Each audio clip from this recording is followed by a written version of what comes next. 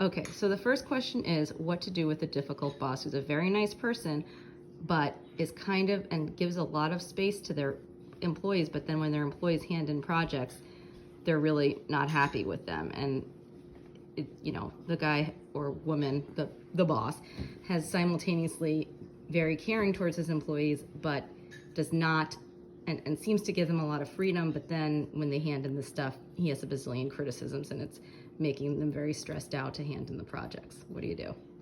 Well, first of all, it's very hard to change your boss. So you don't want to work on really changing who they are. But you can try to figure out if you approach it differently, would it make a difference? It may not. Sometimes your best bet is just to adjust to the positives and negatives and learn how to not be so upset by the negative things that happen. Just anticipate them. Well, now he's going to do his criticism thing.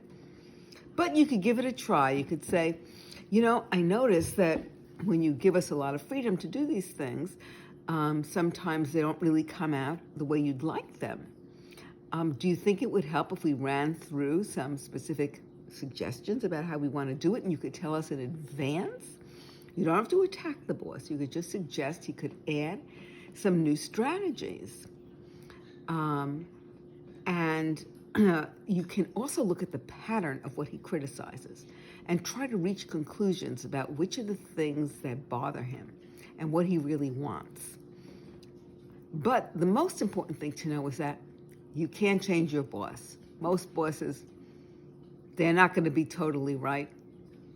If you're very lucky you have a boss that you really love, most of the times you have a boss that you can, at best, tolerate.